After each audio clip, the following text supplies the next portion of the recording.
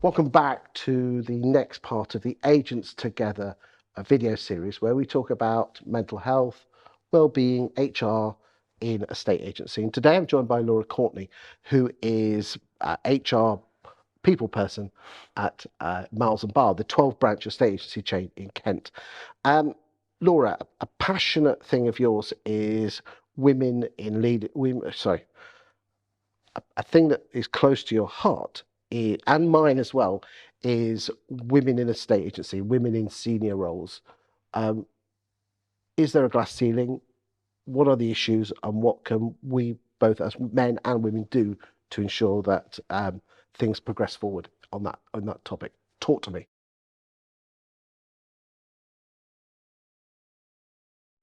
Yeah, I am incredibly passionate about women in leadership. I'm a mum of two girls, so I've got an 18-year-old and a 14-year-old. You must have had them young. Of course, yeah, thank you. I've got a sister.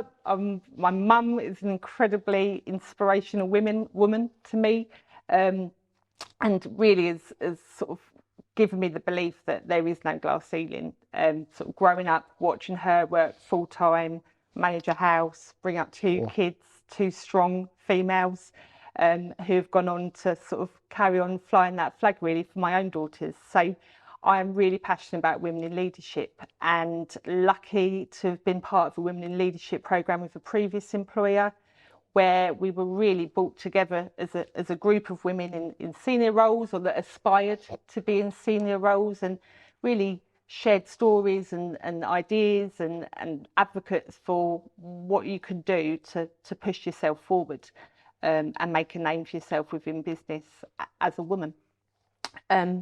Within my having had two daughters whilst working full time and sort of carving out my own career with a very supportive husband, I have to say, what I felt strongly about is the support network needs to be there both at home but also within the workplace. So whether that's having maternity policies that support women to be able to have children and have families, but still feel that was okay, through to how we support those women to come back into their roles and pick up their careers again, with being open to flexible working or open to the support that they might need, particularly those first few months back into work after being on mat leave. I know I really appreciated the support I had with my employer at the time, and through to later in a woman's life with menopause and perimenopause, which is a big subject at the moment, but can have a massive impact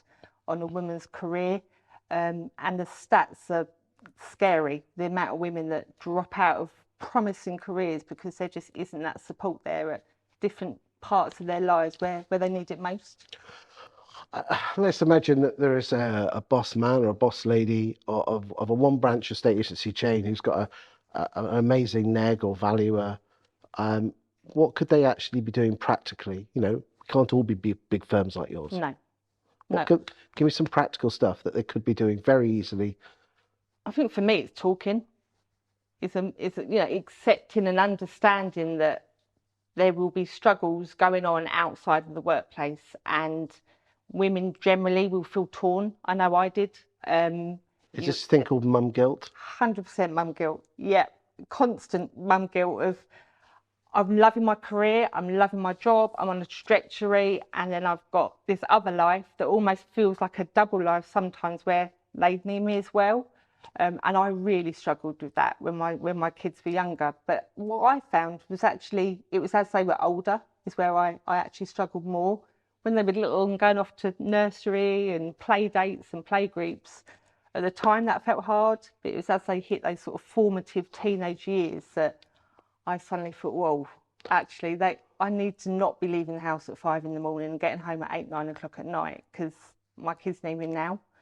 So, I mean, personally for me, I did kind of take a change. I came away from commuting into London and worked closer to home, which not everybody is able to do that. I appreciate that. But having an employer where they're open to flexible working, we actually launched a compassionate leave policy within our business, an emergency leave policy. So we said, it's all right, tell us if your kid needs help or you're your little one's woken up covered in chicken pox, tell us, and we'll give you a day where you can work out some form of emergency leave to enable you to be back on the game the next day.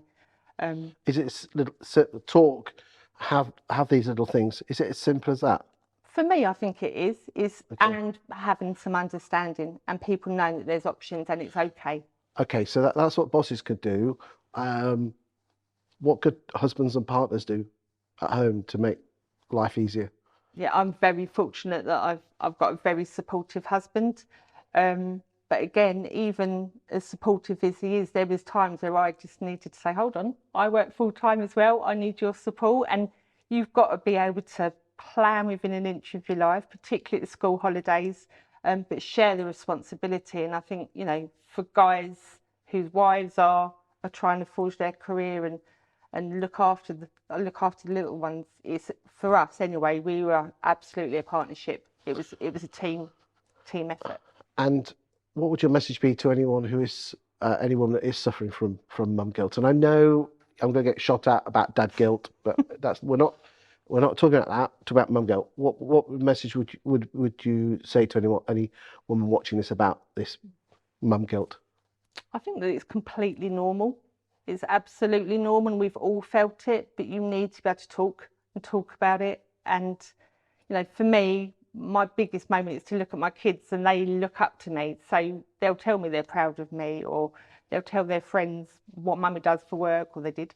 And that for me makes it all worth it. And the holidays and quality time, and you just need to make the time away from work matter. And I spent too many years being sort of not doing that, and that we definitely suffered for a little while as a family. But I got the support, I spoke to the people that understood, and we were able to make changes to find that balance and work for an employer. I'm so lucky to now be working for an employer who totally get it, and I get that support and understanding.